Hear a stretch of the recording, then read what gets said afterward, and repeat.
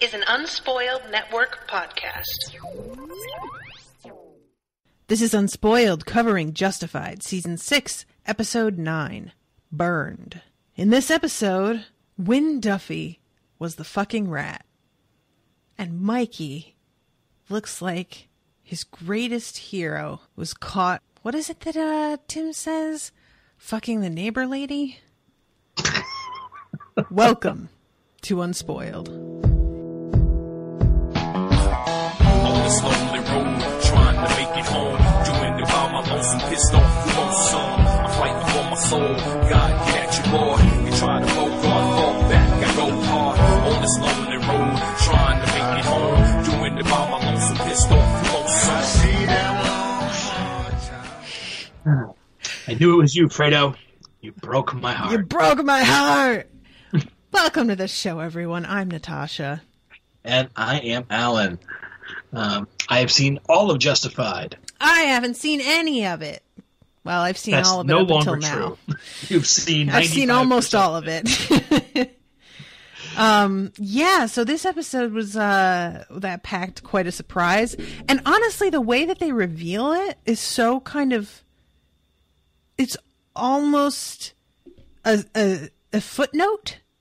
It feels like... Do you know what I mean? Like, I was telling Alan that usually I watch these episodes once, like, pretty close to after we have recorded the one time, and then I will rewatch it right before we record the next week. And tonight, I put it on, like, for the first time before we were going to record, but I had only recently gotten home from Zumba, and I was sweaty and gross, and I hadn't eaten dinner, and I realized, like, oh shit, I'm not going to have time to, like, shower and eat or anything, because I'm going to have to just sit and really focus on this because I haven't seen it yet. Well, we decided to push back our recording because Alan was also running behind. So I was able to watch this episode twice. Because it is kind of a shorter one. And it took me, the first time I was watching it, I was like in the kitchen, and then I just hear all of a sudden Duffy go, "Yeah, you caught me. I was the rat." And I'm like, I'm sorry, what? Like, I felt like I missed what had led up to that. And when I rewatched it, I was like, no, like, because it's, again, that circumstance where they're bringing up characters that we've never met before. Simon Poole again. Yep. I think I had just kind of tuned out a little bit because I didn't really, you know how that is when somebody doesn't feel directly relevant to you and you don't have any personal, like, attachment or stakes with that character, you hear their name and it just doesn't necessarily click with you the same way. Yeah. And his like outing of who he was comes right after they're, you know, giving him that file and being like, "Oh, hey, buddy." So. Yeah, I'll be honest. I was a little surprised that you latched onto this subplot about who was the rat, because it was honestly something that, like, it was an ongoing question, I guess. But I didn't pay it a lot of mind, and so when they revealed it to be Duffy, I'm like, oh, okay, good. So they're tying it into our, like, known characters. That's cool. But that was it for me.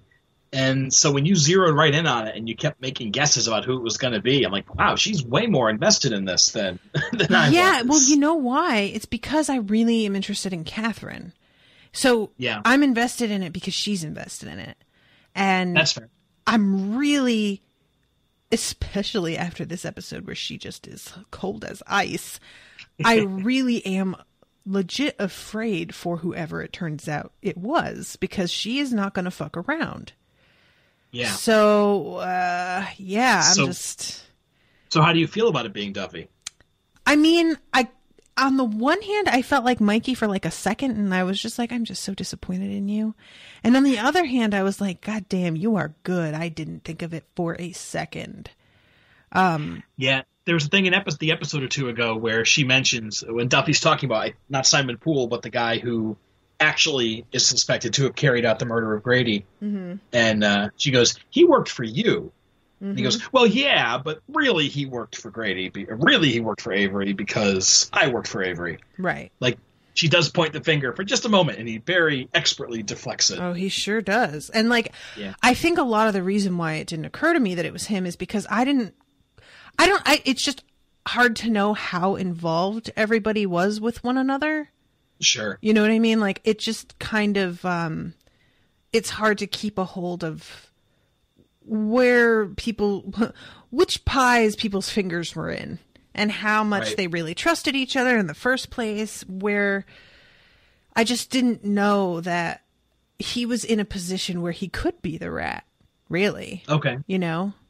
I gotcha. I mean, I guess he was in a position where he knew Catherine Hale well enough that he could call her up 15 years later and she would show up for him. Yeah, I guess, like, but that's the kind of thing that, you know, he's sort of working with, he's working with Boyd, and it's not like they had a great relationship. True. So it felt to me like maybe she's giving him a shot and seeing what he has to propose. And it turned out he had something great to propose, but she was going with it because of the opportunity and not because of her personal connection to him, you know? That's reasonable.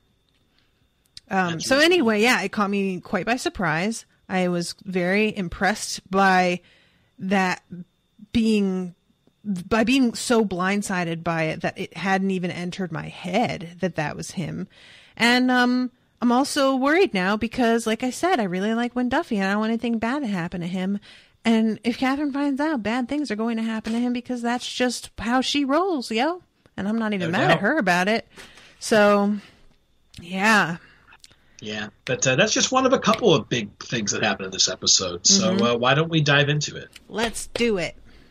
All right. So, Justified, Season 6, Episode 9, Burned.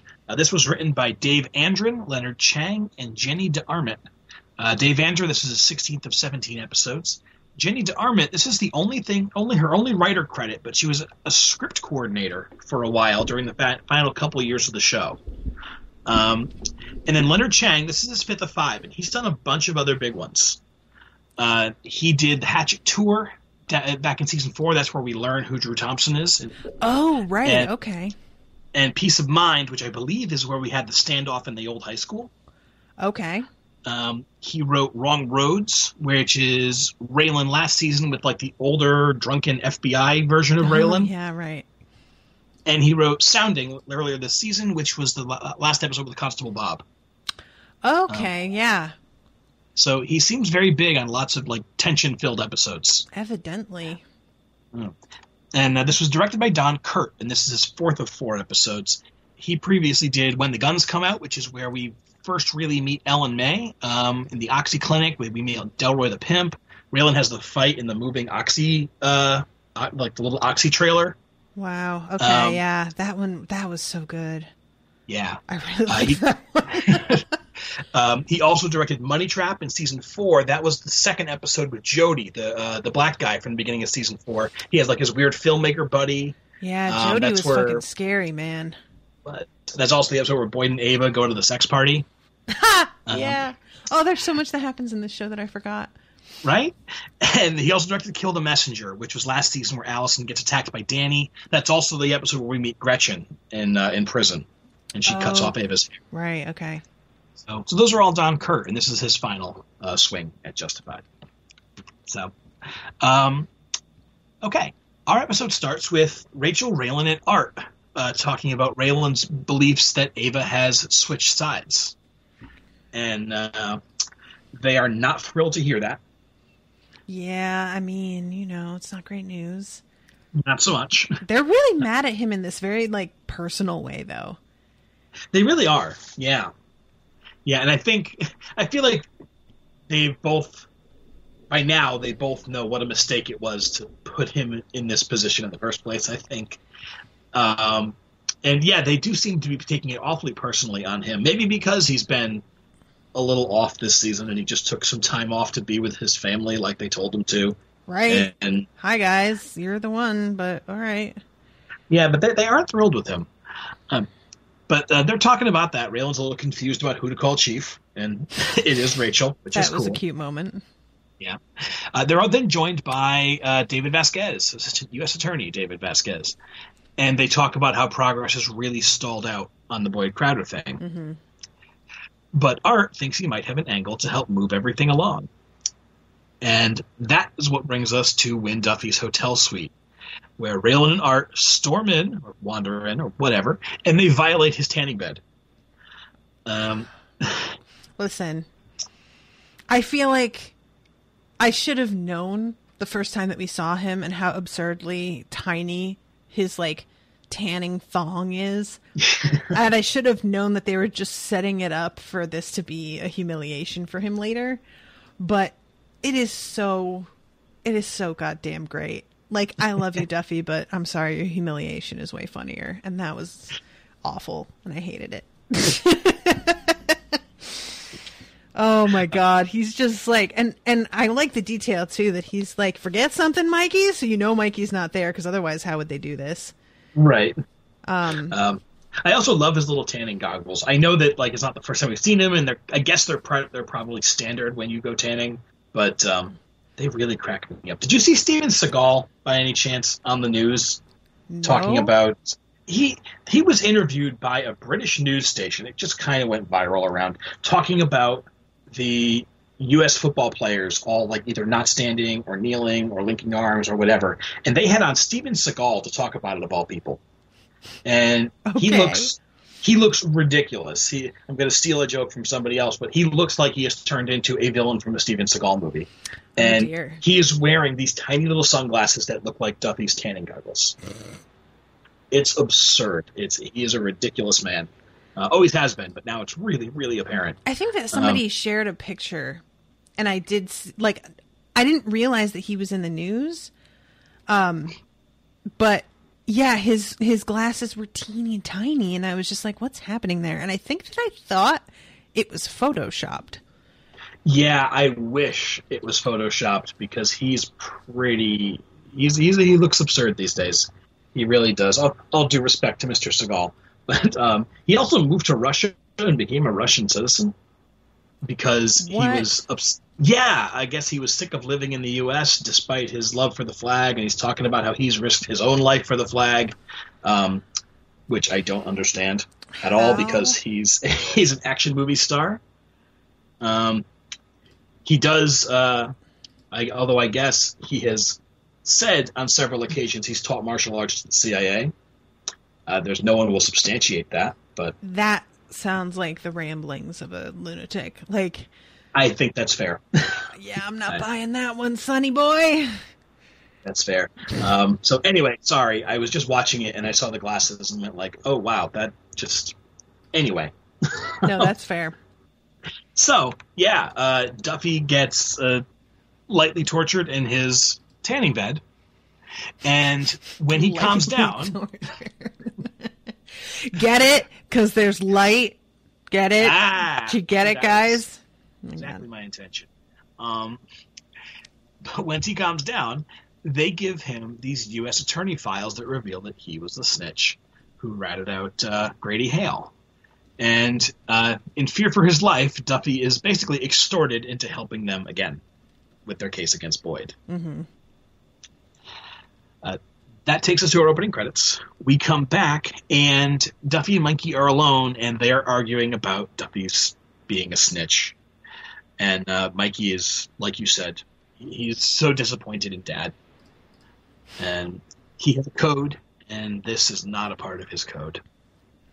Yeah, I mean, I get it.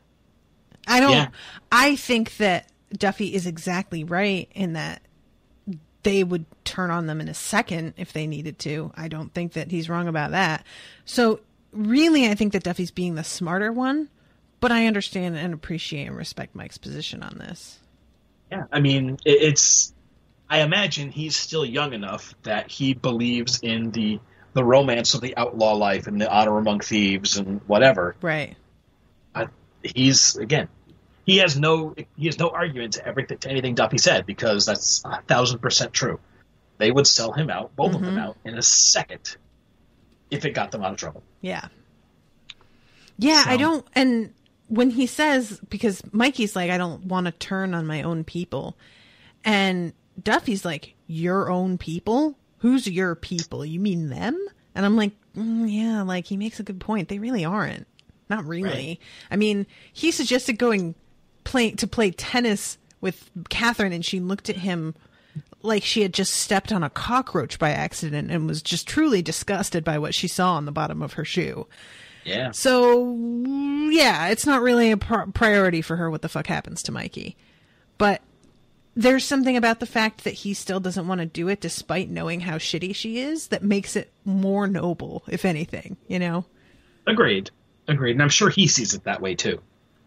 But, yeah, probably. Yeah.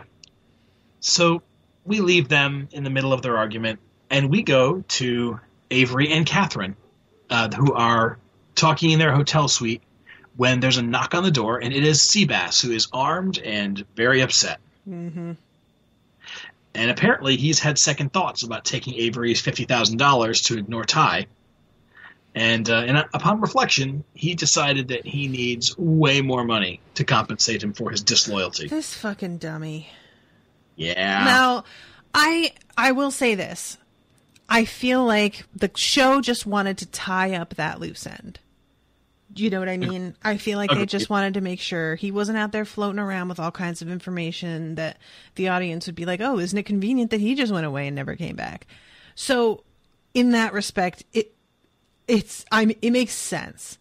But, you know, as a character thing, it felt a little bit what's the word I'm looking for? It just felt out of character, I think. Okay.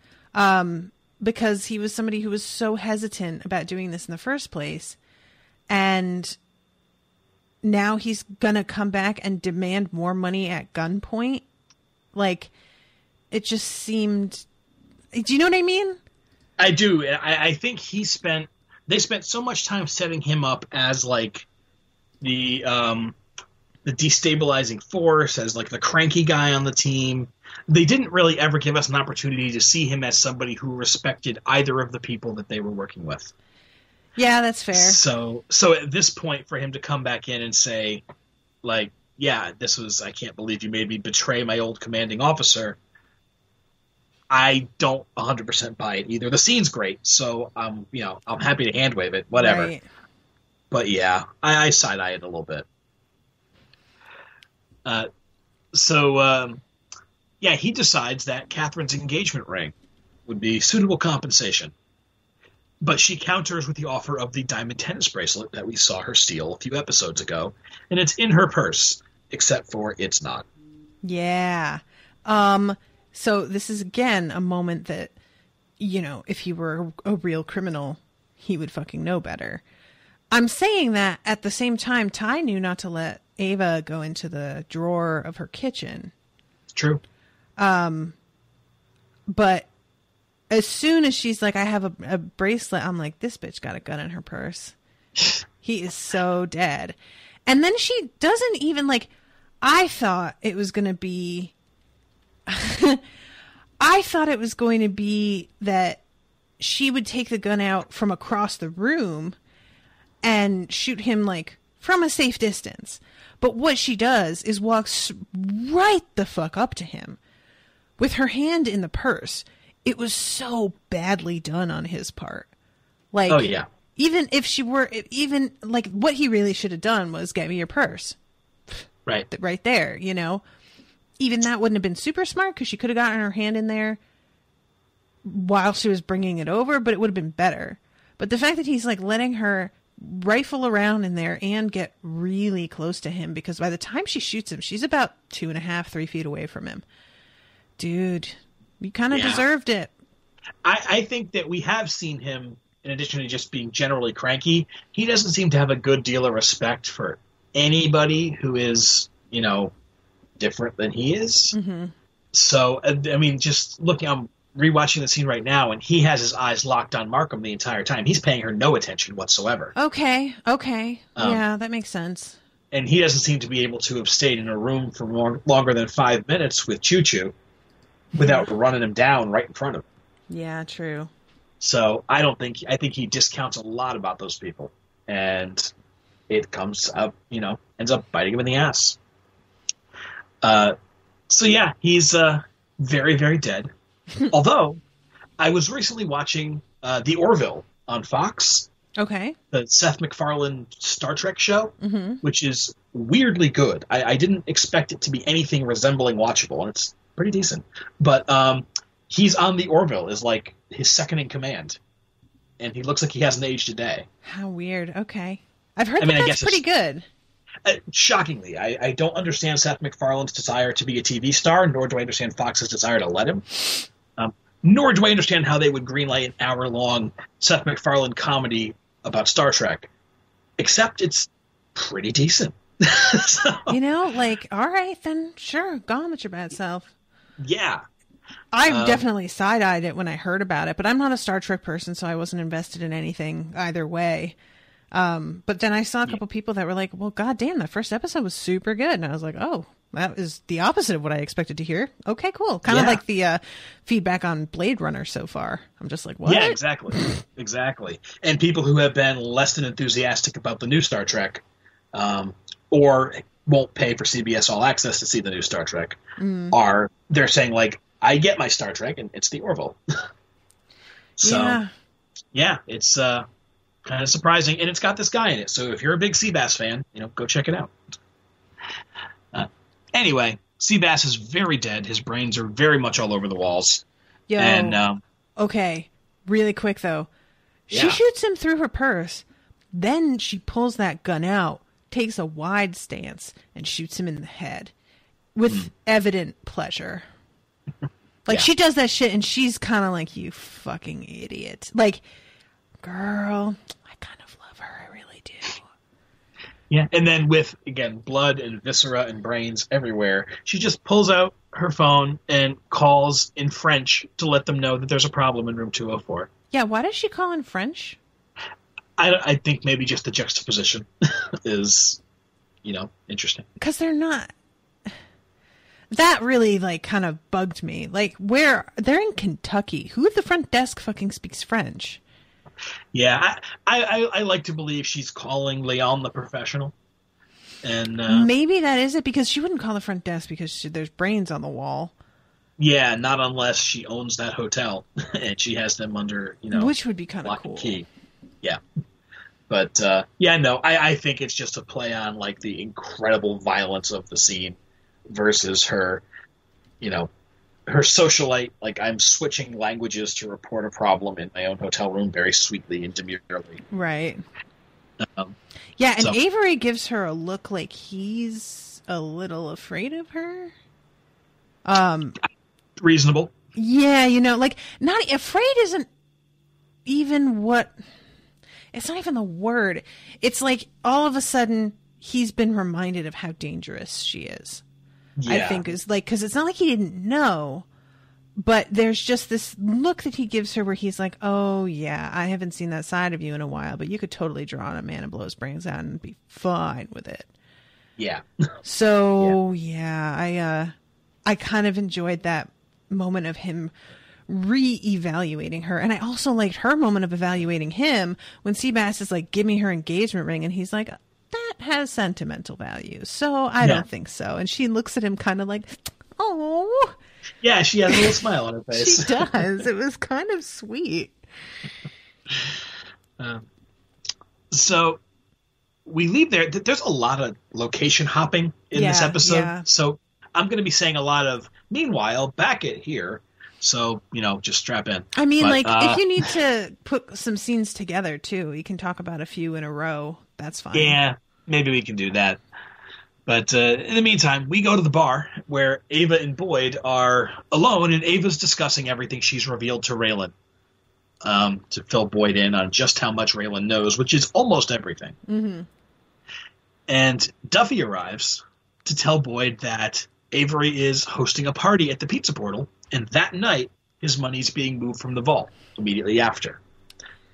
Yeah, and this is actually kind of a brilliant move, because when he's telling him for a second, I'm like, why would he believe this? And then I'm like, oh, because he thinks that Raylan is fucking with him. And then sure enough, like a second later, he's like, Raylan's pulling the string on this. And I'm like, oh, that is good. Like, yeah, which he's completely right about, except for in what way. Right, exactly.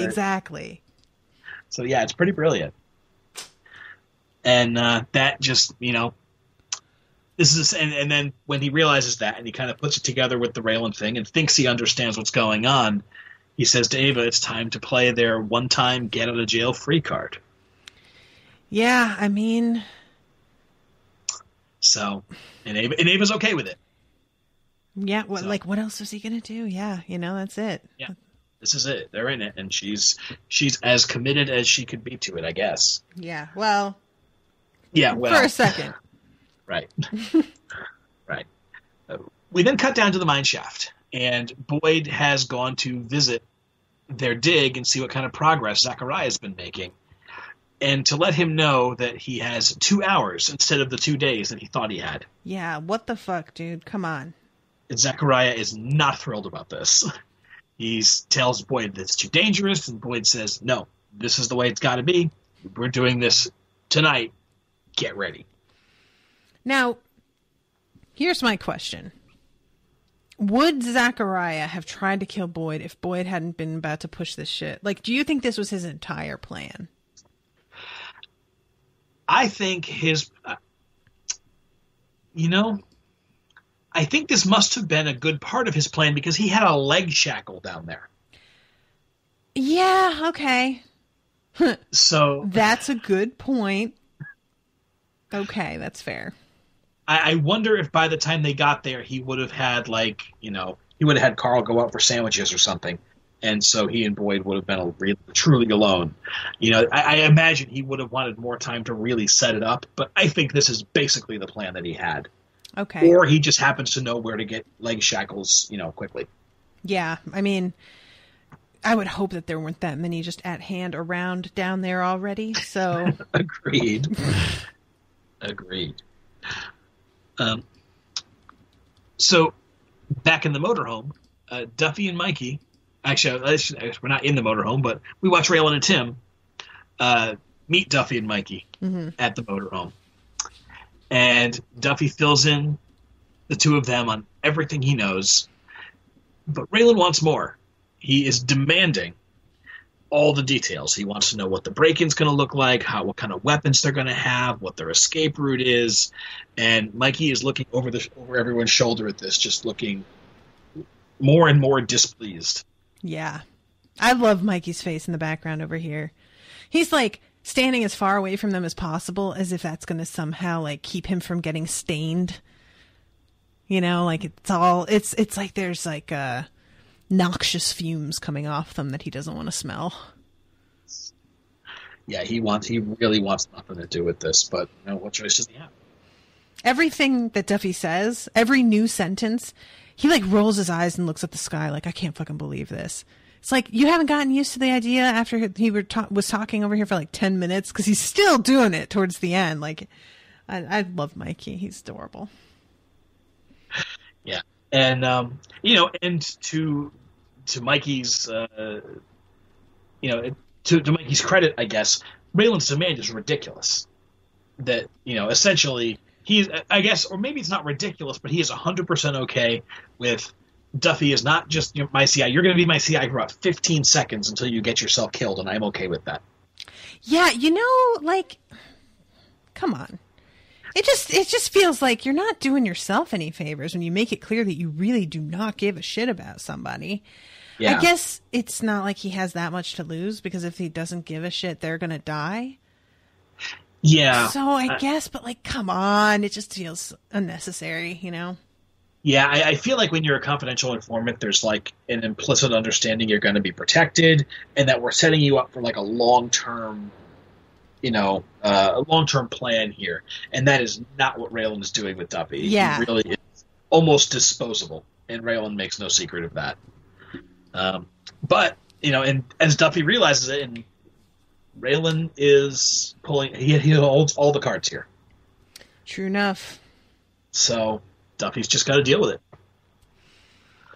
And then we go to Loretta McCready, who comes home to find a giant headless rattlesnake on her parlor floor. Yeah, for a second I thought that she had a pet snake that somebody had killed. Okay. You know what I mean? Kind of Fatal Attraction style with the bunny on the stove. Yeah, I was going to say Single White Female, but Fatal Attraction's what I was thinking of too. Yeah. Because she seems like the type that might have a snake as a pet. You know? I can see that. Totally. But then I realized, like, from her reaction that she wasn't having the, like, what happened to my... She was having the fuck is that? I was like, oh, okay. So that's not hers. Yeah. And I didn't know what to think. And then here comes this fucking guy. Boone. We meet Boone. This Tell actor... me about Boone. So... I'm looking up what else he was in. He was in Virgin Suicides. Okay. I saw that, but I do not remember him in that in particular. Texas Chainsaw Massacre remake. Okay. That's probably garbage. It was. He was in Hostage with Bruce Willis. Yeah, no. I don't know what I know him from because I know him from something. Oh, see, I don't remember anything before this. Because whatever else he was in, and it might have been a TV show. I'm going to look up this guy's IMDb. He was a fucking creepster in that too. And all those faces. Like, he really just kind of does, right? Like, he walks out and I'm like, oh, this is not good. Immediately. And he does that thing where he doesn't blink. And he's more unsettling somehow. Like, in this scene, you're still just kind of like, I'm not entirely sure what to make of you until sort of it's starting to wrap up and you're like, okay, now I get it. But once he comes at her in front of Raylan at the party, and he genuinely seems fucking delighted to meet Raylan and be facing off with him in this way, and is staring at Raylan again, unblinking. That's when I was like, this guy is fucking crazy.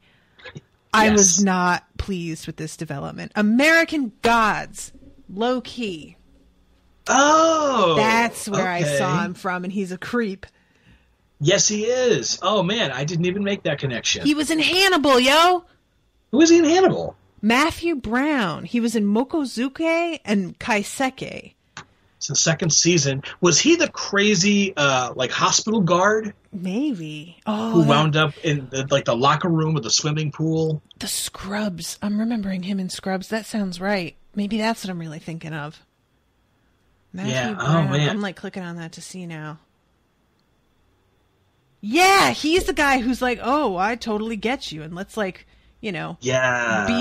be serial killer buds. And Hannibal's like, lol, nah. Yeah, he was good in that. Mm-hmm.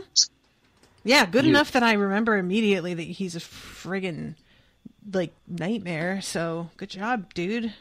Apparently getting typecast now.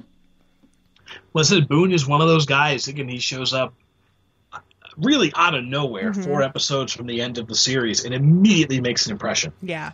And this show's always good about that, but in particular, I mean, he just, from minute 1, he creeped me out. What is with his fucking hair? Okay, like, and I'm looking at pictures of him and other stuff. I was thinking that maybe they were trying to cover the fact that because he has a very boyish face, but I thought maybe he has a receding hairline and they want him to look younger, so they're trying to cover that a little bit. But he doesn't appear to have a receding hairline in any of the stills or pictures of him in other stuff, so I don't think that's it. So I think they just want him to look like a... Oh, sorry, my fucking cat is driving me nuts.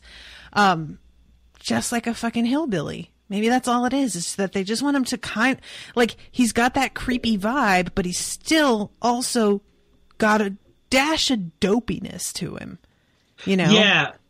I was honestly kind of thinking, like, that's a really kind of Elmore Leonard thing to do, is just to have this character who he's creepy. He does have the sort of the psycho unblinking eyes. He's crazy gunplay guy. And yet he's got this absurd page boy haircut thing. That's not a page boy. I don't know what words are. Page boy is like, I mean, I guess it is a little bit in that it's like the bangs, but a page boy is usually like a Prince bob. Valiant thing.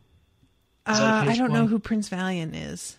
No, he was the comic strip in the newspaper that you always skipped because it was terrible. Oh no, I'm sorry, buddy. I'm saying I'm sorry to Prince Valiant because I'm sure nobody likes to be that person that you just skip.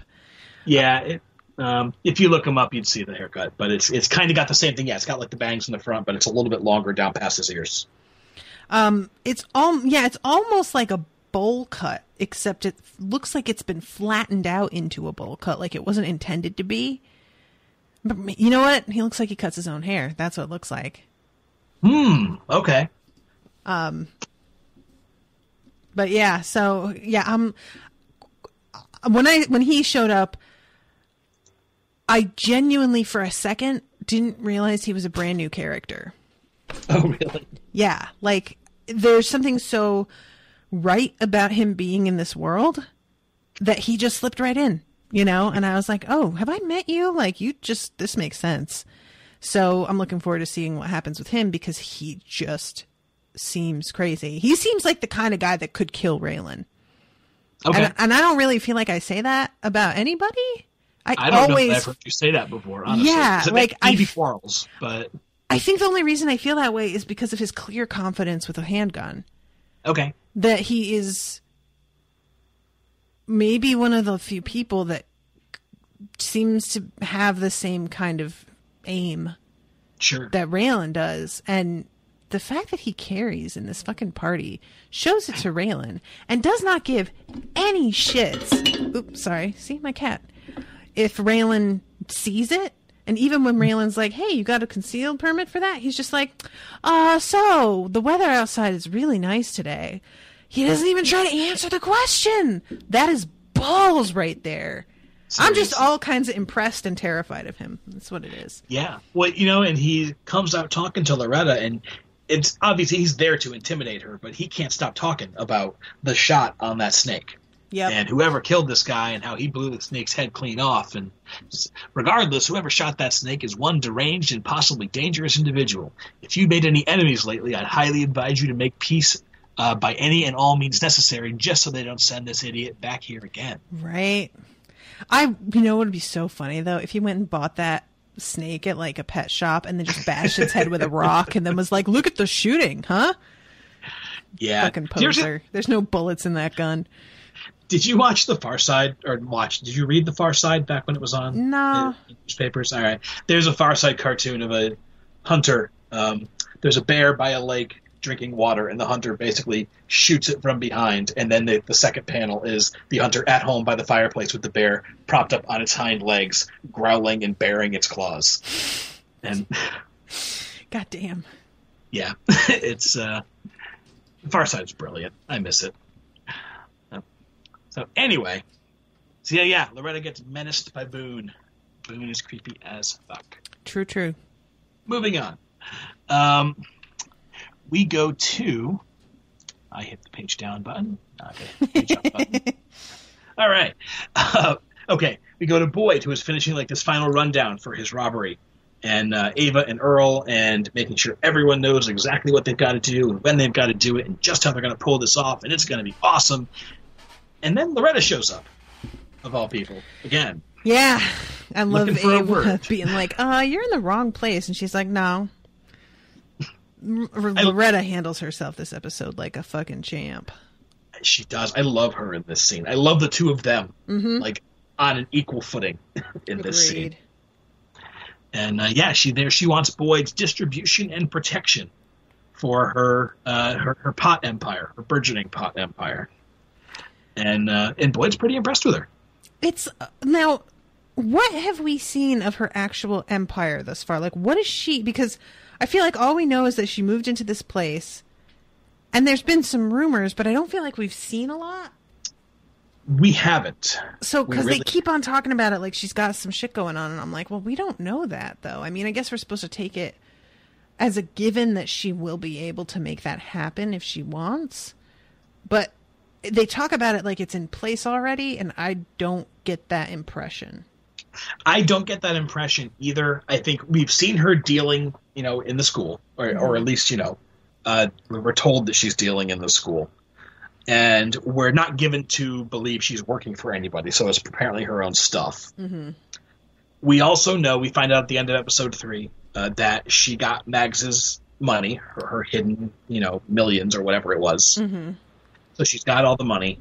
And we're given to understand that, her father, her daddy, and her daddy's daddy, and everyone, they grew pot for years and years and years. And it's just, it's a thing that her family does. Yep. So she's got the know-how, she's got the money, and she's got the name that would make her welcome in Harlan. Mm-hmm. And so I think we need to take it from context clues, because we really haven't seen much of her actually doing anything, just sort of hanging around the periphery. Then again, she's also still like 17.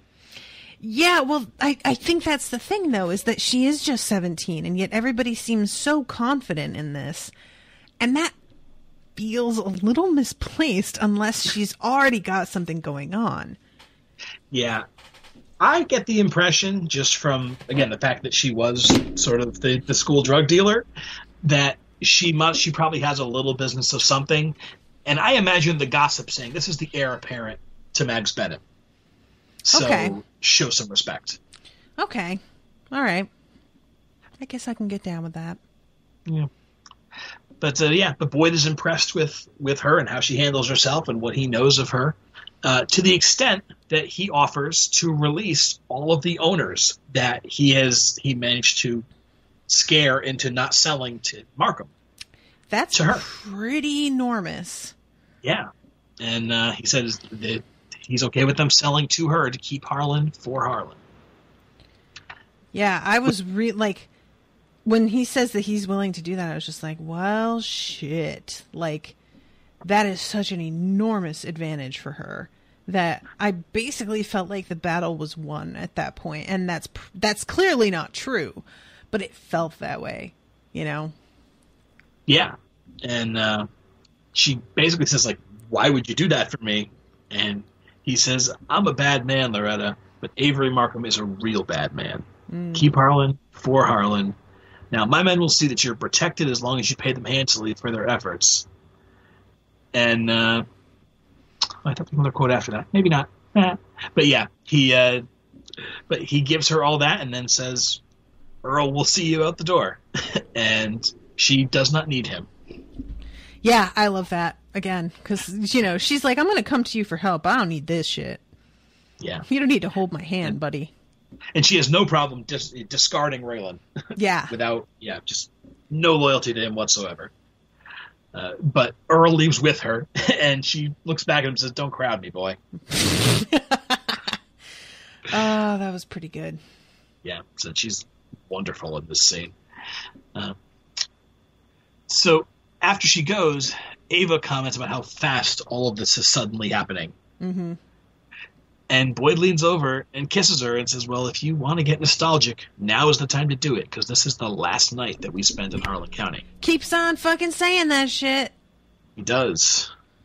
He's got big plans that are always just about to happen. I'm just kind of like, you know what, buddy? He's just, I know that he means it every time he says it, but... Yeah. But yeah, I'm getting tired of hearing him say it. Just keep your mouth shut. Don't make these declarations anymore. Just like. Yeah, play it a little close to the vest. And then we go to Raylan at the pizza portal, and this is really our big set piece for the rest of the episode. But Avery's party's in full swing, and Raylan is ordering a glass of the most expensive whiskey they have because it's open bar, which was adorable. And very, very classless. Yeah. And then he sees Loretta show up, and she is all decked out in, like, her homecoming best. Yeah. Maybe not homecoming, but, like, her first date best, maybe. Okay. Well, homecoming is kind of first datey looking. Like, yeah, it's not as formal as... It's certainly not as formal as I had thought it was when I was in school. Then I found out that it was, like, not prom, which was how I was thinking of it. But yeah, Loretta shows up. She's all dressed up. And Raylan notices, and Avery notices. And Raylan walks up to her and says, you have got more balls than sense. You know that? And she's like, isn't that what they say about you? And he's like, yeah, exactly. Yeah, and she calls him, as she is wont to do. I really like the two of them together. Like, I just kind of want him to adopt her a little bit. Aww. Just a little. I'd be okay with that. I don't know that Raylan has enough of his shit together, but maybe she's got enough. As an apprentice. Okay. You know? Okay. Actually, I'll make the comparison again. Do you know the movie Leon, the Professional? No, I have not seen it. Okay. It's from the 90s. It's got Jean Reno in it and Natalie Portman when she was like 12. And he is an assassin. He calls himself a cleaner, but he's an assassin, basically. Mm-hmm. And she gets her family killed. She finds out who he is, and it turns out he lives in like a one-bedroom apartment down the hall from her. And she is witness to her parents' murder from a corrupt cop, and so she comes to him and says, "You need to train me to be an assassin." Oh. And she teaches him to love, and he teaches her to kill. And it's a fantastic the circle of life. It's a really, really fantastic sort of more of a dramatic action movie. It's got action in it, but it's not really the primary thing, despite it being about assassins. It's got Gary Oldman in it as a crazy, coked up cop. Oh dear. Yeah, it's also got some weird, like she is a teenager who is a little advanced for her age, and so it's got these weird like sexual undertones. Also, nobody likes that. Yeah, and he is way too inexperienced to know what is going on, and it kind of freaks him out. And it's a really interesting movie. It's really good. Anyway, I could totally see them having, like you said, sort of father-daughter apprentice relationship thing going on. It would be kind of perfect. Yeah, there's something that I kind of want to compare it to, but it's a spoiler, so I won't. But okay, there's like just that kind of thing where it's like, I'm not really going to be responsible for like your actual day-to-day well-being because that's too much for me. But, if you need me to kill somebody for you, that I got you. That's kind of where I'm at.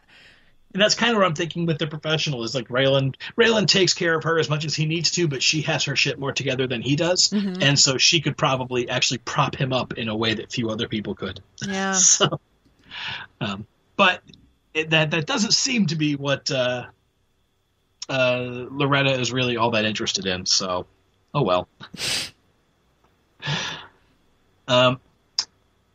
Raylan then offers Loretta Arlo's house and Arlo's land. Yeah, and I didn't I didn't realize that he had been trying so hard to unload it. Has he been? I mean, he's been definitely, parting with so much of it. He has the for sale sign up. He has been, he he burned all of Arlo's stuff. He knocked over the graveyard. Like, he's getting ready to leave this behind.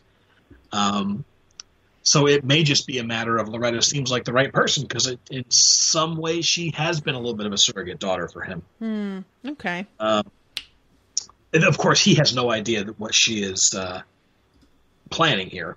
But yeah, and he just says, "I just want what the land is worth, and it's yours."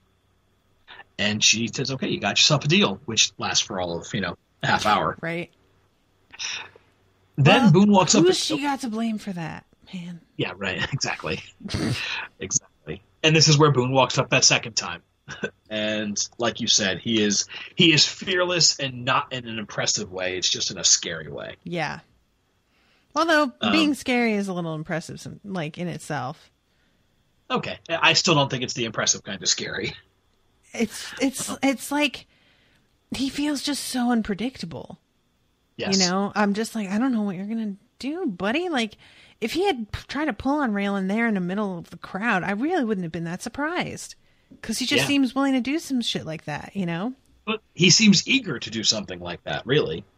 True. Like, it looks like he is just waiting to find somebody that he can show off to or maybe just blow off a finger or something.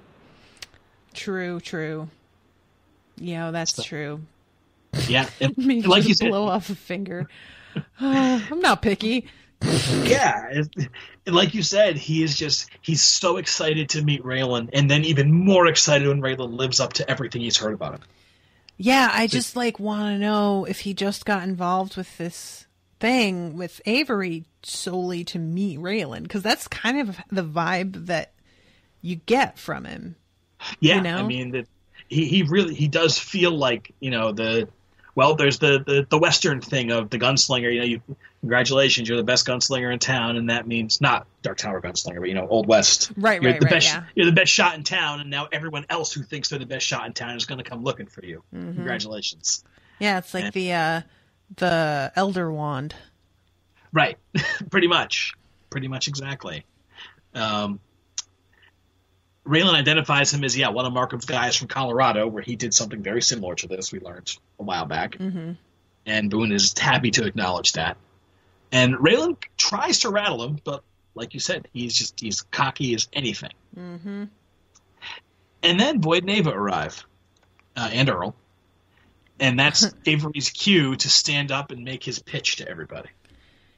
Yeah, I didn't really realize that the whole point of this was it's basically like when they make you come, you know all about this actually, because recently when they make you come and listen to a sales pitch in order to get like your free steak knives or whatever, Yeah. So I don't know what I thought it was. I guess I thought that it was like going to maybe be a series of interviews for new lackeys because he lost a bunch of dudes recently. Okay. But no, it turns out that he's just trying to get the townsfolk on his side. And that makes sense, but it does feel really false. And the fact that it doesn't seem to really work too well didn't surprise me. Yeah. Because that wasn't... He consistently underestimates how important it is to everyone else that he not be a complete stranger. Yeah. He's an outsider. And I think in some ways this is a Hail Mary for him. I don't think he sees it that way necessarily, but he's out of guys.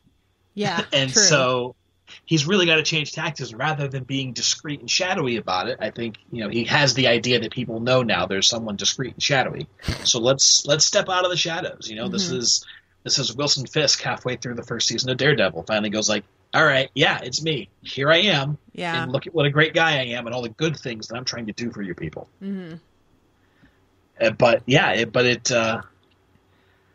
backfires, but I don't even think it backfires the way that he expects, because Avery is ready for Boyd.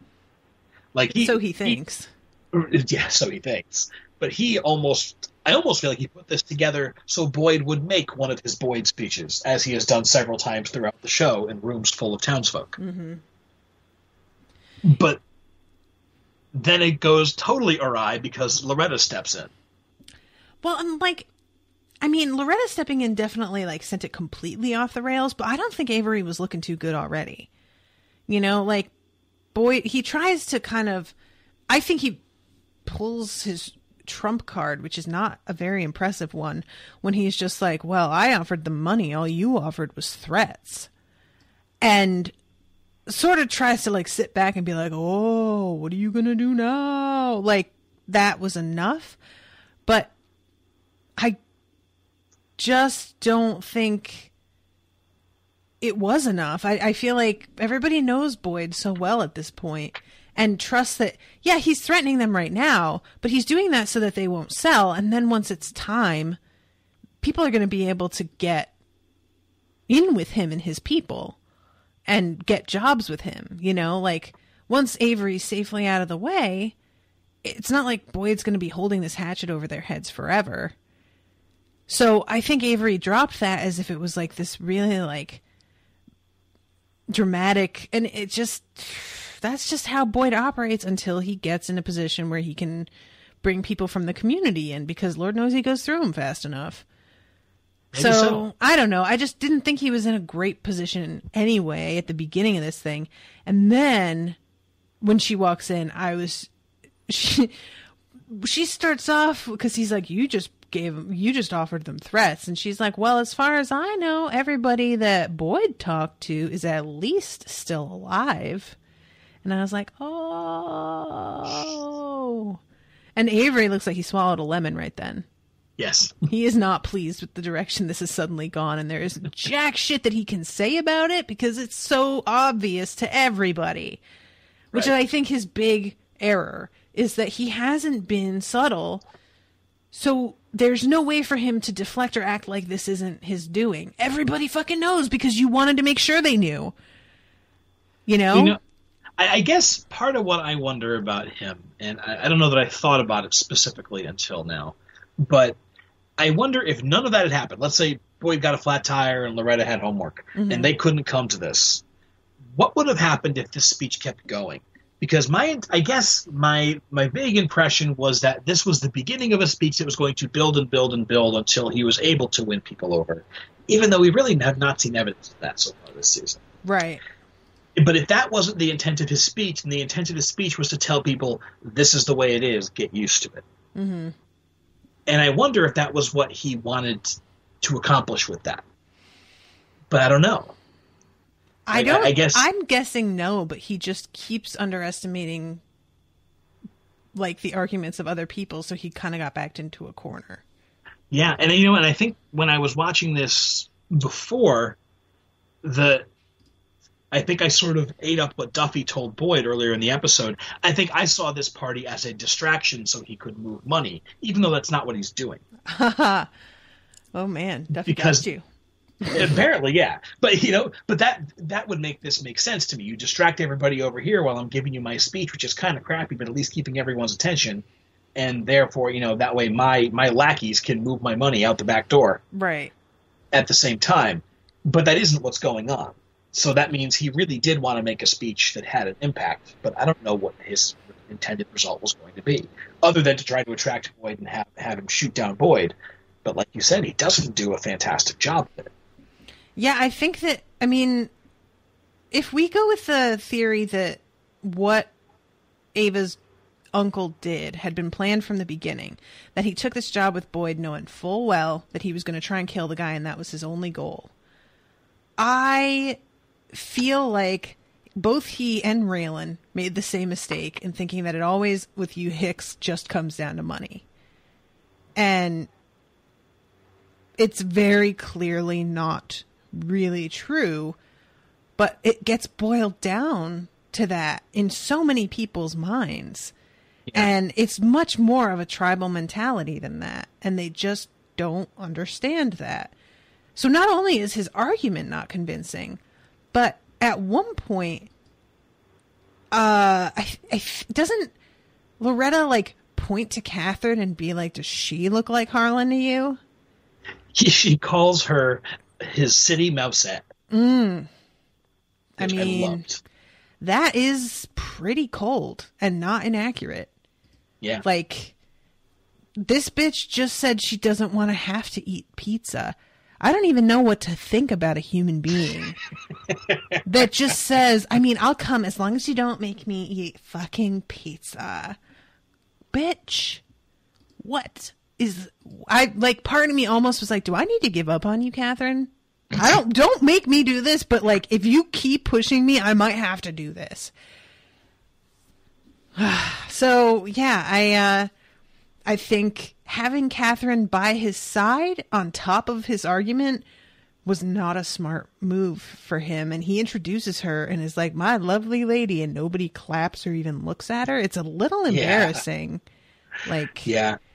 And he he smooth passes right on past that awkward moment and makes it sound like he didn't expect them to. But I think they thought people would be a little bit more warm than they were.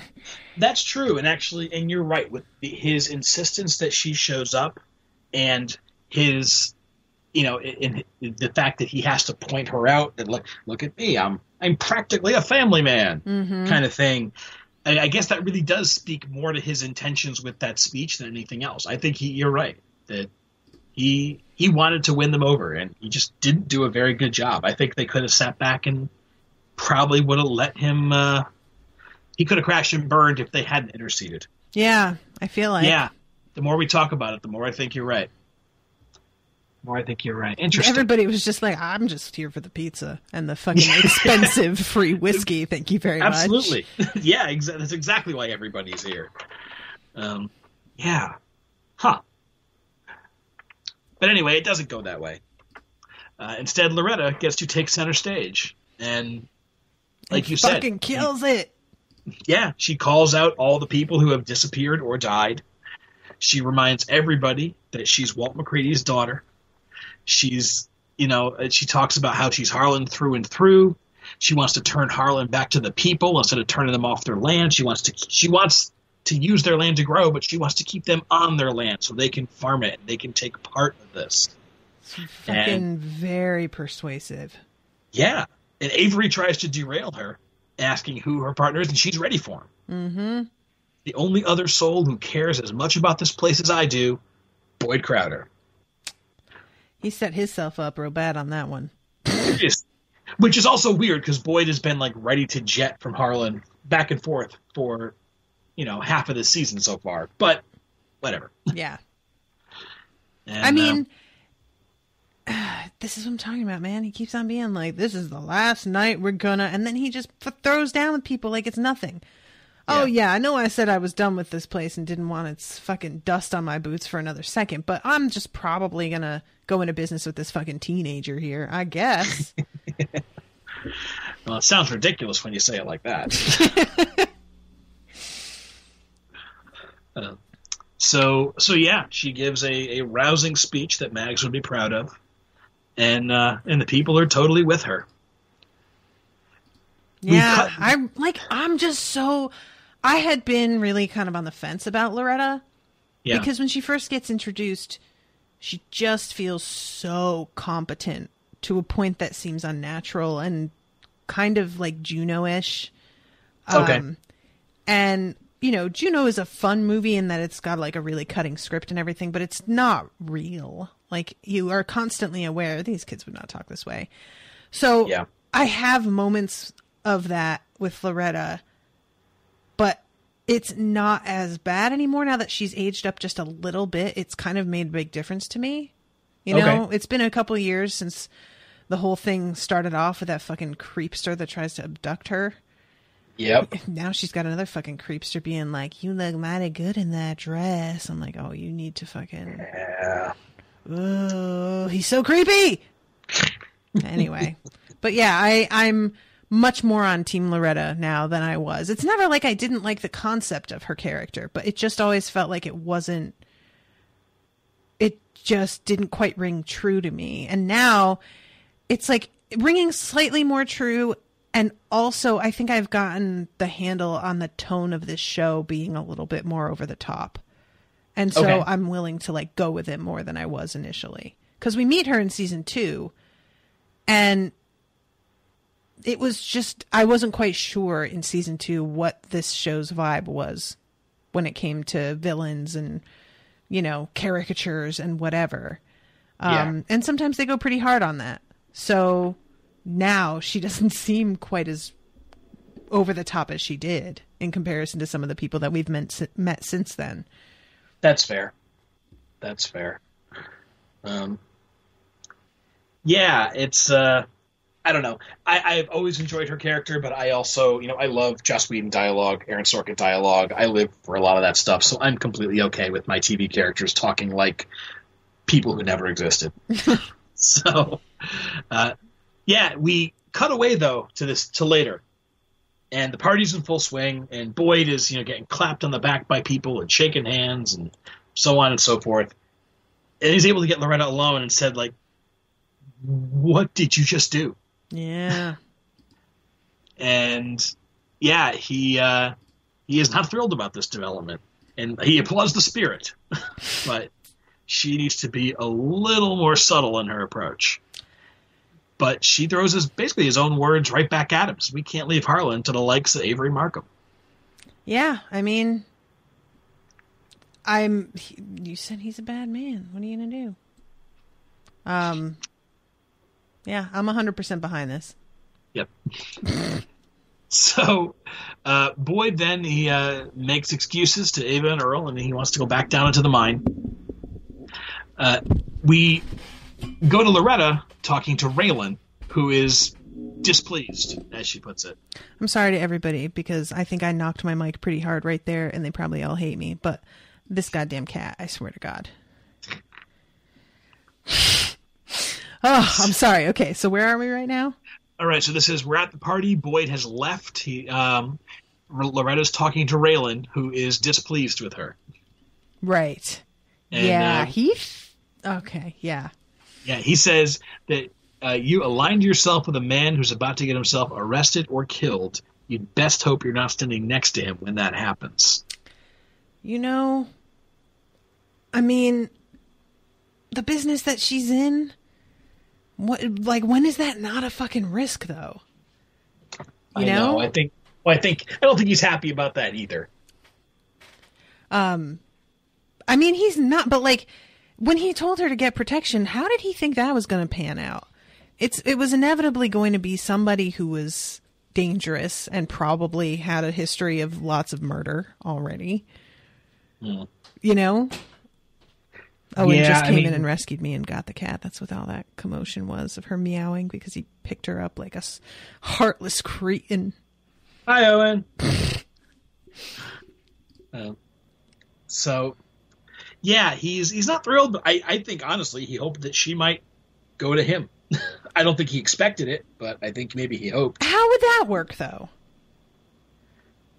There's no way that she can keep doing what she's planning on doing and have fucking police protection.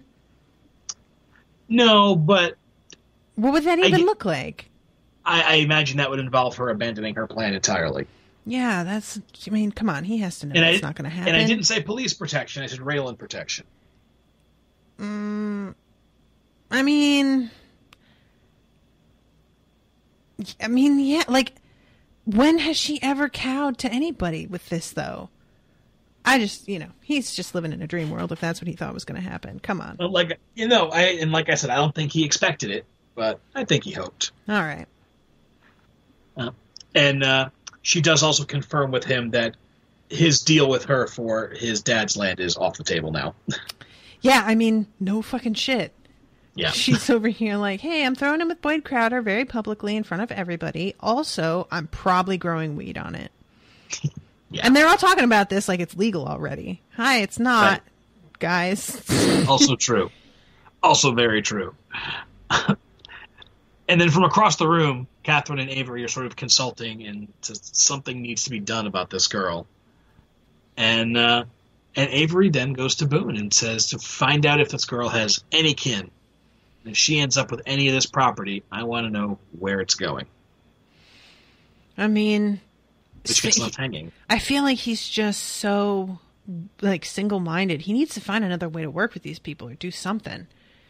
Because she's offering the best possible deal. I'll grow on your land. You don't have to move. Plus, you make money off it. Yes. I mean, what's he going to fucking beat that with? Nothing. I was about to say short of doing, and then I'm like, I can't even think of anything. That's pretty perfect. Yeah. I mean, he got beat. He's been soundly beat. So his only option is, like you said, find out if she had any other relations. Mm-hmm. And let's approach this from a different angle, maybe. So we'll have to see what happens with that. We don't see any more about that this episode. Back down in the mine shaft, Boyd is escorting Wynn Duffy through the mine tunnel. Yeah. And Duffy meets Uncle Zachariah. And Boyd gives out Carl final instructions, and then Carl notices Duffy's shoes. I loved this dumb little moment. Yeah. I don't know what it was, but I think it was the way that he says nice shoes and the way that Duffy looks at him. Because he gives him this look like, you just say something shitty about my shoes, motherfucker? Like he just can't believe the rudeness or something. I don't know. It was just so funny to me. Yeah, no, I agree. And it does speak just how much Duffy does not want anything to do with this. Mm-hmm. And yet here he is. He's going to be here, but he's not going to be happy about it. He's not going to be prepared for it. So back up at the pizza portal, Raylan approaches Ava and he dismisses Earl. Ava tells him, for Christ's sakes, Earl, before he crushes your nuts again, tosses you in a cell just because he can. Get out of here. Yeah, this poor kid's like trying to posture a little bit. Yeah, he's trying. Oh, he's well, trying. I just... Shut up. Stop it. Yeah. Come on. And then Raylan and Ava talk for a little bit, and then Ava seems to think that Raylan's already figured out most of the plan. So she spills to him that she's supposed to tell him that it's going down next week, but it's actually happening right now. Yeah, I don't like. He does, I guess, basically know most of the plan. She's not wrong, but I was a little confused at how quick she is to just throw Boyd under the bus here. I guess just she keeps on worrying about going back to prison is probably what it is. I think so. But it just feels like he didn't have to push her at all. Like, all he did was stand there and drink and not answer her questions about stuff. And it was sort of... There's this Key and Peele sketch. I don't know if you've ever seen it, but it is hysterical, where there is a dude who comes in and he's like this big, scary looking guy supposed to question this other dude in this like abandoned like warehouse. And the guy that he's supposed to question is clearly some sort of gangbanger criminal type who is like, I didn't do anything. Man, I'm telling you, I didn't do anything. And this guy slowly opens this bag that he has with him and slowly takes out one object after another. And it's just like a sandwich, a juice box, an apple.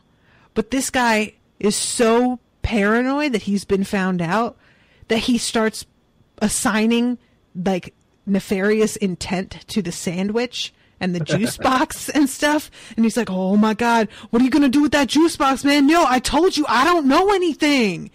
And he like spears the juice box with his straw and starts sipping it and just looking at the other guy. And the guy's like, I'm telling you, man, I don't know nothing. And then finally he just breaks and tells him everything. And all the guy did was just eat lunch, a bag lunch in front of him. And that was it. And that's how I feel like Ava is doing right now. Raylan doesn't even have to say shit. And she's just like, don't you? You know everything. You know that and that he's going to try, that they're here tonight. Well, like, all he did was have another fucking whiskey, lady. Calm down. But she just throws all of that at him. Like, lady, get a grip. Yeah, she folds a little quickly. But also, I don't know, do you think it's possible that maybe we don't, maybe we've been a little too quick to assume that her switch over to Boyd was genuine? Is that possible? Yeah, I guess that's true. It just felt like when she goes and sees Raylan the first time and he's like, what happened in Bulletville? The fact that she tries to act like nothing happened made me think that she really was switched back to Boyd. That's fair. Because she could have told him then, hey, I have to act like, he almost killed me. So it seems a little weird that she went what felt like the extra effort to reassure Raylan that no, he doesn't know anything. I don't know anything. Like, it's just fine. And then here she decides that she's just going to spill. You know? I don't know. Maybe she just thinks that Boyd's in trouble, like that he's really close to getting caught anyway. But if he is getting caught in the act by Raylan or getting caught in the middle of stealing it, either way he's going to jail. Like, she's not saving him from himself handling it this way, Yeah, no, you're right. And that's I don't know. I think you're right. There's been a few too many loose ends, maybe, on this. Because it definitely feels inconsistent with everything you just said. Yeah. Also, I don't like the fact that Raylan's like, I just wanted to tell you how good you look in that dress. Fuck you. Go away. Yeah. I like it. Feel like we should be past that. Yeah, just, stop it, guy. Yeah. I do like that her next thing is kind of like, yeah, they said there was a party, so I kind of dressed up, and I guess I wasn't supposed to. Oops. But, yeah, that didn't need to be there. I don't like you, Raylan. Stop it. Keeps on saying shit. So yeah, it appears like Ava is still a contact for him, maybe, or not. Who knows? But she then says, like, hey, I'm supposed to start a fire to chase everybody out. And Raylan says, then you better get to it. Yeah, all right. Like, why can't she just seems unnecessary to put everybody at risk, flipping over a frying pan and shit. Yeah, it's got to be realistic. You can't just pull the fire alarm. I guess, yeah. So down in the mine, Boyd finishes inspecting the fuse, and he is overjoyed. So that money's going to fall right in my goddamn lap. You can kiss my ass, Raylan Givens. Woo! Oh, bless him. And then it is go time, and he sends a text message up to the pizza portal, where Ava makes her way to the kitchen and, like you said, flips the frying pan. The party streams out, and Raylan kind of makes his way upstream to Avery and Catherine, where he says, we need to go down to your vault because I believe you're being robbed. He's so fucking calm about it. It's so funny. He is more in control of things this season than I think we have ever seen him. Yeah. And this is kind of why, like, every time his people are second-guessing him, I'm like, guys, do you have any idea how crazy off the rails things could have gotten? Raylan is keeping things under control more than anybody is. Like, this just... They don't even know. Yeah. Y'all don't even know, okay? Then we go back down to the mine shaft, and this is where Boyd is... we see Zachariah's plan in action. Mm-hmm. He lights the fuse, and then behind him, Zachariah grabs... He's, like, muttering, like, biblical words. Oh, kind of. Yeah, I meant to ask you, because this is one of the few times where I didn't have closed caption on when I was watching, and I was like, the fuck did he just say right there? And even when I rewatched it, I couldn't tell. You know, I didn't notice anything in the transcript, but let me check, guys. I have the actual the teleplay in front of me. I'm pulling up the moment right now and turning on closed caption to see if I can get it. Also, I need to mention how much I love when Boyd wears his glasses. Oh. Like, there's just something... son, I've been doing this long before you ever even heard the word nitroglycerin. But yeah, Boyd and his glasses, there's just something so distinguished about him. Okay. And it makes it all the more hilarious that he's such a fucking, like, ruthless... He just looks like such a schmuck a little bit, you know, for a second. And then he's this fucking badass, pretty much. I'm on board with that, yeah. I found on the transcript, according to this, Zachariah is saying, I am at rest, you need not fear, no anxious sorrow, need not take. Okay. So, I don't know what to make of that, necessarily. Yeah, I don't know. I don't know if that's a quote. Like, it doesn't sound biblical. Maybe it is. No. But not like I would know. That's what I mean. Yeah, I said I'm not really in a position to know. It sounds a little biblical, but I don't know it at all. So, if there's any particularly, devout listeners, please let us know. So yeah, he's grabs an iron bar, whacks Boyd in the head with it, and then, like we talked about, he's got a leg iron that he slaps onto Boyd's ankle. Yeah. Yeah, for a second I thought he had clean knocked Boyd out. And then it becomes quickly apparent that he just got him down for like a second. But Boyd starts fighting back pretty quick. So if he had wasted any time, he wouldn't have been able to pull this off. Yes. Yeah, agreed. And Zachariah, his whole plan has been, ain't no way my niece is spending one more minute with a goddamn Crowder. You're going to be buried by your own goddamn greed, just like you deserve. Burn in hell, you son of a bitch. I mean, I'm not even like mad at him for that, because this is what I was saying last episode, like Boyd has gotten a little too fucking greedy, man. And he keeps saying that he's done. And he keeps saying that, well, I can't replace you, Ava. But the second that he has to decide between his money and his lady and a life just, living like a normal fucking human being, God forbid, he makes his choice pretty clear. And Ava seems like okay with that somehow. And I'm like, girl, you need to have some higher standards for yourself. So apparently her uncle is the one that has the higher standards for her. Yeah, right. He's like, I don't trust you, girl. I need to do this on your behalf. Yeah. And he takes off, and we don't see him again for the rest of the episode. Mm-hmm. He just bolts, and he's gone. And, Boyd is left. Like you said, he's awake. He is screaming, Carl, Carl, Carl. He can't reach the radio. Mm-hmm. Cannot get away from the wall that he's chained to. And Carl hears him. And, Carl, superhero Carl, runs back into the mine. I know. I feel like I just didn't expect such Loyalty? pro-action, I guess. Yeah, I mean, it may be last season, but he spent all of this season being dismissed and then shoved underground. Mm-hmm. The fact that he is still willing to run towards it's not even his loyalty. It's like that's just a fucking brave thing to do. You know that something's about to literally explode, and you hear someone calling for help, and you're in the dark underground, and you still run to help them. That's pretty badass, just flat out, no matter who you are. That's true. All right, Carl. I'm impressed with you, buddy. But yeah, he turns around, he runs back in, he finds Boyd, he gives Boyd a rock hammer, and then Boyd insists that he take off. And after a minute of wibbling, Carl runs. Mm-hmm.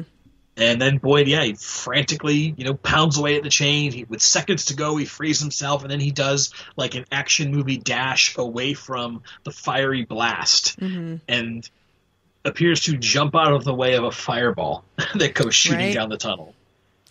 Yeah, that was the other part that I appreciated, was that he comes back and he's there for Boyd, but Boyd is also I'm not going to make you stay here until I get free of this, because that is just nonsense. I'm either going to make it out or I'm not, but you need to go.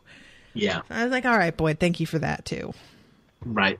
Not being too horribly selfish right now. Yeah. So we go to commercial because it's a dramatically appropriate moment. Mm-hmm. We come back to Tim and Rachel, who are watching from outside with binoculars, and they see Boyd, and they see Duffy, and they see Carl, and they're all climbing out of the hole, and there's no money. And they are not happy about it. Nope. Yeah, they're over here just the fucking place exploded, guys. Yeah, they don't have any money. Does it seem like everything maybe didn't go to plan? Maybe. Yeah. I mean, I don't know. They're pissing me off a little bit. I can tell. You're taking this very personally. Well, it's just, I do when she's like, we've been spending a lot of money on this and we don't have jack shit. But you're dealing with a weird combination of people that you hadn't expected to have to deal with. Avery was not part of the equation when you set out to get this guy. True. And neither was Loretta, for that matter. We don't find out that she's got that property and moved on in until the second or third episode of this season. So, chill. Jesus. I know. I agree. You're just way more worked up about it than I am. So, they sort of sigh resignedly. And then we cut to the pizza portal basement where Avery and Raylan are also just watching disappointedly. Mm-hmm. And Raylan says, the one thing that didn't occur to me is that the dipshit's not capable of pulling it off. Yeah. And they talk back and forth for a little bit, until the fire department is eventually going to show up and kick them out of the house or out of the building. And Avery sort of comes around to the realization that Raylan has just been playing all of them. He thought that he had Raylan on his side. But no, Raylan is just using them against each other in whatever way he needs to. Yeah, he's like, oh, I thought that we were simpatico. I'm like, have you done this before? You're supposed to be the experienced one. Right? He seems to be as beholden to money as, maybe more so than anybody else that we've seen in the show. It really is the be-all, end-all for him. Somebody who has $6 million sitting in a vault in the basement of the Pizza Palace, he doesn't need to grow weed in Kentucky. Pizza portal, sir. God, Whatever. Have some respect. But yeah, he doesn't need to be doing this. He, again, just go buy yourself a nice little mansion and live out your days by the pool, man. Mm-hmm. But he just can't seem to help himself. And he really does seem to think money is the is his ultimate objective, and so it must be everybody else's too. Mm-hmm.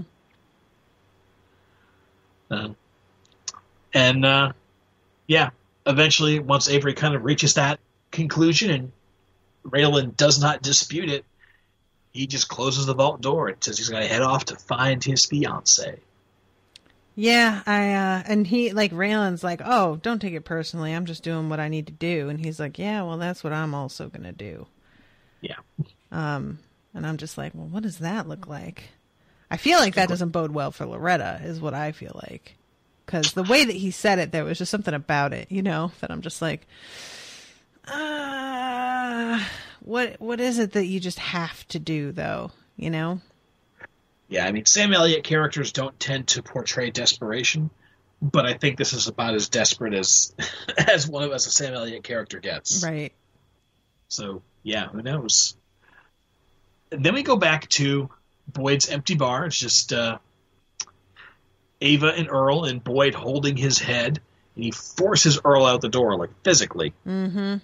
And then he gets right up in Ava's face and basically accuses her of conspiring with Zachariah to murder him. Which is nutso. Like, it didn't even occur to me that he would think that, but holy shit, dude, if you thought that she was gonna fuck you over, why would she do it that way? She has every opportunity to do it in a myriad of ways. And you think that's the method that she would have picked? Come on.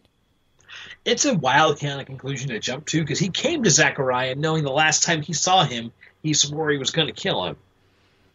And Ava, again, the first time that he mentioned Zachariah, even though she was trying to, dissuade her uncle from working with him and whatever, she goes like, he's crazy, don't work with him. Mm-hmm. And when it turns out that he's crazy and he tries to kill him, suddenly it's a massive surprise. Right. Again, maybe Boyd is nothing maybe about it, really. Boyd has that same idea of Avery as money fixes everything. Just got to get some. I just was, we know that she kind of ratted on him a little bit with Raylan, and he's flipping shit about the totally wrong thing, which is sort of hilarious. Yeah. Yeah. And Raylan predicts it in the very next scene. Boyd ends this scene by saying that, well, now he has to move his money, and he has to do it tonight, so I'm going to be there to hit it when they do. Which later Raylan's like, he's going to hit it harder and stupider, and I'm like, yep. Yeah, Raylan has got his numbers so hard. Yeah, that is our last scene, is Raylan reconvening with Tim and Rachel. And Tim is quiet. I don't think he has a line in almost this whole episode. But Rachel is just pissed. Yeah. Which we've already talked about. Feels like she can't see forest for the trees here. But yeah, basically tons of expense, tons of time, tons of money, and we've got nothing to show for it. And Raylan says, well, no, we've still got Boyd and Marco where we want them. We have Ava and Duffy in our pockets. They're doing what we want them to do. So, that's... Yeah, I mean, I keep saying, guys, chill out. Just give it like a second. Holy shit. Yeah.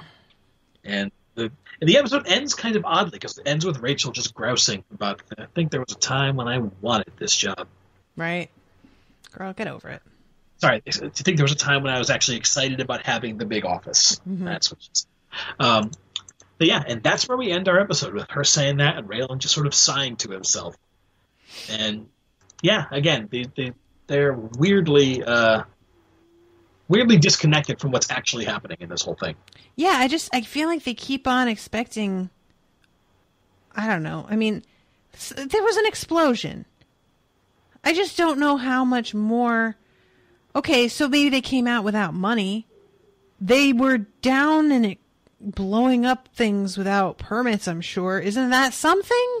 Anything? I know they want to get him for a thing, like a specific thing. But they keep acting like, oh, well, there's nothing here now. Like, well, no, not exactly. I mean, what kind of damage did he do, too, to the place, blowing it up right underneath there? Yeah, right? I don't know. They're all acting like, well, she keeps saying we've got absolutely nothing. Do you? Do you really not have anything? because maybe it's just that you're being real particular about what you want to nail into the wall for. And that's really your problem, isn't it? You know, like, if you're going to be real picky about it, then you're going to have to wait a little bit longer. What? Oh, no, I'm just being annoyed at the bosses. Fair. I'm just thinking this is sort of like Rachel has sort of turned into like the Chief from Lethal Weapon. I do not remember what the Chief was like, but I will take your word for it. Oh, just one of those things. It's, you're a loose cannon, and look at all the damage you caused, and this didn't work. You're suspended. I need your badge and gun. So yeah, that's our episode, and everything is humming along except for nobody at Braylon can see it, apparently. Yeah, evidently. And hopefully they will expand their minds a little bit next episode. You just gotta expand your minds, man. You gotta see it, man. Yeah, so that also threw me off that the episode just fucking ends there too. It's a weird ending point. Right? It's not particularly dramatic. It's not like there's no like good button on the scene. It's just sort of cuts to credits. Yeah, it's that weird. really kind of threw me. I'm not going to lie. I was like... It's just too bad. I like so much of this episode, and I feel like I've done nothing but be down on it for a lot of it. I'm sorry if I did that to you. I didn't mean to. Yeah, shame on you. Glad this is over in 4 episodes. But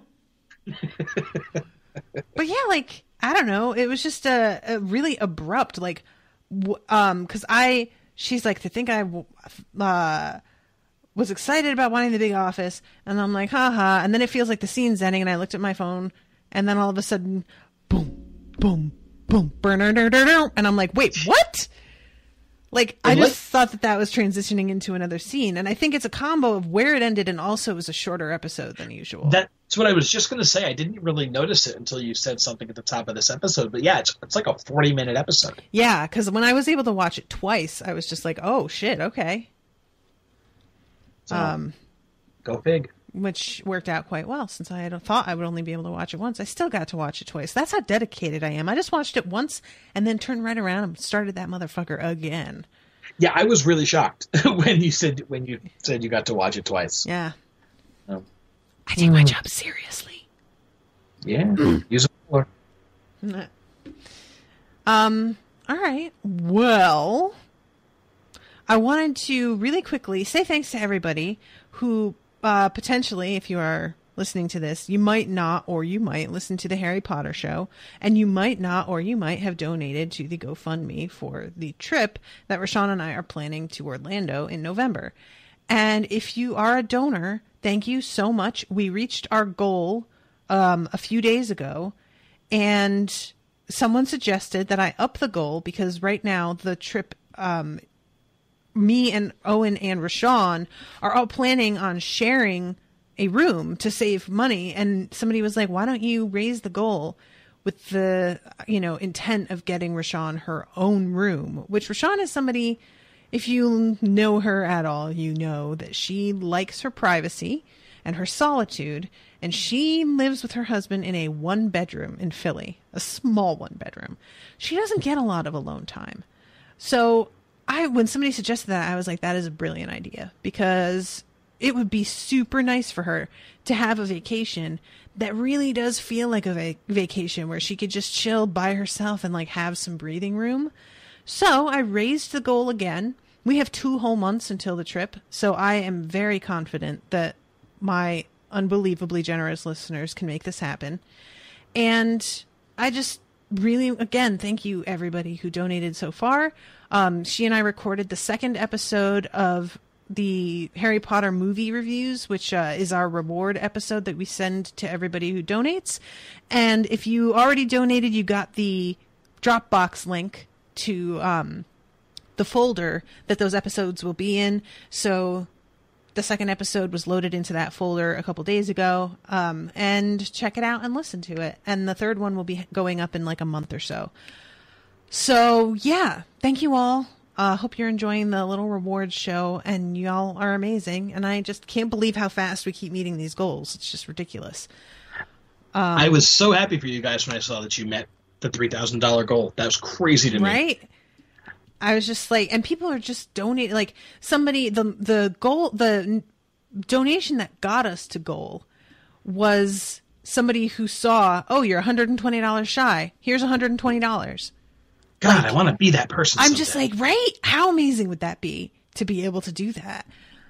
So yeah, thank you guys so much. Like, I just can't tell you what it feels like to know that we're going to be able to take this trip.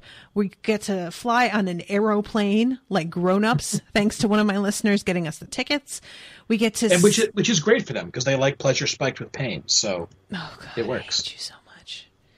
I hate you so much. There are so many people too young to even understand that joke right now, too. That makes me really sad, even like realizing that. I was like, and now I'm sad. Right? But yeah, every time I get a notification, oh, you've just got a donation, I'm just like, holy shit, I can't believe another person donated, you guys. So thank you all. And also, reminder that because it's October, 'tis the season for the Unspooked episodes. And I recorded 2 more today. I'm going to be releasing them in a week apart. But I had some extra time today. And there's going to be one episode that's a little bit longer than the others. And it's all stories from one person who works as a search and rescue personnel officer. I don't know what you call them. But they are so strange and spooky. Sometimes spooky isn't even the right word, just straight up weird, and you don't know what to make of them. That one's going to be out in a couple weeks, and the one that's coming up next is going to be mostly ghost stories. But they have been so much fun. And Alan, did you listen to the one that I sent you? Did I send it to you? You did send it to me, and I remembered this evening that I hadn't listened to it yet. You son of a bitch. Yeah, you're just getting angrier and angrier at me the longer we stay on Skype. So I just really enjoy doing them. And I'm really hoping that at some point I'm going to go back and edit some of the older ones because I changed a little bit. I'm hoping that I can go back, edit some of the older ones and bring them a little bit more up to speed with the others, and then maybe release one episode publicly so that y'all can get a feel for what it is, because I think it's really, really fun. And it's just like being spooked, man. And I was reading these this afternoon, recording them in the light of day in my office with Owen in the next room over, and I still got you know how that is when you're sitting and all of a sudden you're like, oh, I have solid goosebumps all over me right now. I didn't even quite realize that it was happening, but I got myself a little flipped out. Of course, Owen doesn't believe in any of this stuff, so I'm telling him about it, and he's like, yeah, somebody just made that up. I'm just like, fucking shut up, fine. Ruin everything for me. I really don't think so, though. Some maybe, but some of these, just why would you make it up? Some of them just don't make sense, So why would you? But I've often felt that way about some of the people who they go around and they give talks and they, and they've been doing it for decades. People like Lorraine Warren, although I think she just passed away recently. Just people who've been, it's been years and years and years. So either this really, really, really happened to them, or they have just been lying to people for 40 years. Right. And that's crazy to me. That to me is crazy. See, and with them, I get it because they were charging people. Well, that's true. Yeah. So they're making money off of it. But just some schmuck on fucking Reddit who is making this all up for what? For just attention? I mean, I guess. But it just feels like on a lot of these, they're totally anonymous. And why would you even bother? And never mind the fact that I personally know a couple people who have had some weird shit happen to them. And people don't I find it, I guess, in the end, you either believe that everybody's lying, or you believe that some people are lying and some people are just dumb. and mistaking what happened to them, which I find to be even more insulting. You know, that you're like insinuating it wasn't what you thought it was, sweetie. It is super condescending to me, you know? So that's just my perspective on it. And it's fine if you don't believe, but to me, it just seems so much more logical that there would be ghosts than not. It just feels like, what, we're it? Yeah, that makes sense. Come on. But that's my weird brain and the way that it works. I'm always like, if there's the option for an additional version of a thing, I always figure it exists. You know, if there's another dimension, there's like 600 other dimensions, probably, sure, why not? It makes sense. Probably. Whatever. Sure, whatever. Just kind of comes down to just like, why not? Because you don't think so? Oh, okay.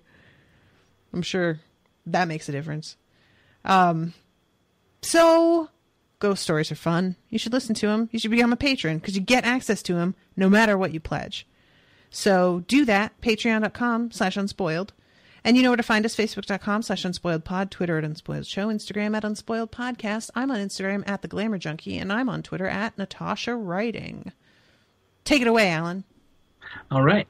Well, I am on Twitter @AlKingsley. And that's most of it. I have an Instagram somewhere. It might also be Al Kingsley. I said it last episode. You can find me there. And you can find me here for a little while longer. And you can find me on Facebook hanging around Unspoiled and all of the various clubhouses and discussion threads. I love just how you're like, yeah, I'd probably have one of those. I don't know. I was discussing this with Amanda today, how just like, I'm not an Instagram person. I don't get it. I don't understand how that people, like, there are people who do Instagram all day long.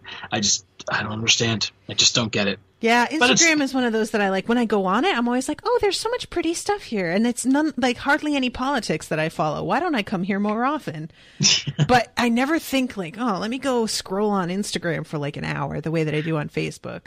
Yeah, I kind of feel like if I'm going to give my Instagram address, it's like, yeah, okay, and for that matter then, yeah, come and find me on Goodreads. Come and find me on, Snapchat. Come and find me. Like, it's...